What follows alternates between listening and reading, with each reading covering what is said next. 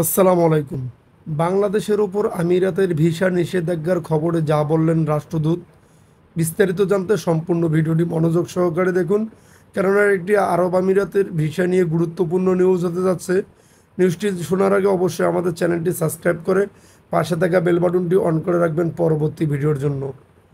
বাংলাদেশ সহ এশিয়া ও আফ্রিকার 9 দেশের ওপর ভিসা নিষেধাজ্ঞা আরোপ করা হয়েছে বলে যে খবর প্রকাশিত হয়েছে তা ভুয়া বলে জানিয়েছেন আমিরাতে নিযুক্ত বাংলাদেশের রাষ্ট্রদূত তারেক আহমেদ। তিনি এই খবরকে দুর্ভিস দুর্বিসন্ধিমূলক প্রচারণা বলে অভিহিত করেছেন। শনিবার 20 সেপ্টেম্বর সংযুক্ত আরব আমিরাতের ভিসা নিষেধাজ্ঞার খবরটি ছড়িয়ে পড়ে। একাধিক অনলাইন সংবাদ মাধ্যমের প্রতিবেদনে বলা হয়, বাংলাদেশ সহ এশিয়া ও আফ্রিকার 9 দেশের ওপর ভিসা নিষেধাজ্ঞা আরোপ করেছে সংযুক্ত আরব আমিরাত। দাবি করা হয় 2026 সালের জানুয়ারি থেকে নতুন এই নির্দেশনা কার্যকর হবে। চাকরি, পর্যটন ও ব্যবসায়ীদের উদ্দেশ্যে প্রবেশ করতে ইচ্ছুক এই 9 দেশের নাগরিকরা এই নিষেধাজ্ঞার আওতায় থাকবেন।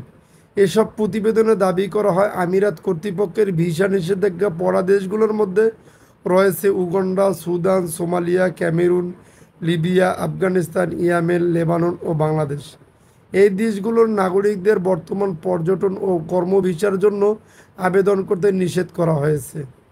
আমিরাতের অভিবাসন বিভাগের এক বিজ্ঞপ্তিতে জানানো হয়েছে, তালিকাভুক্ত দেশগুলোর নাগরিকদের ভিসা আবেদনগুলো পরবর্তী নির্দেশনা না দেওয়া পর্যন্ত যাচাই বাছাই করা হবে না।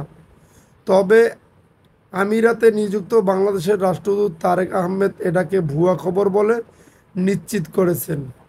এই বিষয়ে জানতে চাইলে তিনি বলেন, সরকারিভাবে এরকম কোনো নোটিফিকেশন আমরা পাইনি। আমাদের কাছে মনে হয়েছে এটা একটি দুর্বিসন্ধিমূলক প্রচারণা। যদি আপনাদের নিউজটি ভালো লেগে থাকে তাহলে অবশ্যই আমাদের চ্যানেলটি সাবস্ক্রাইব করে পাশে থাকা বেল বাটনটি অন করে রাখবেন পরবর্তী ভিডিওর জন্য।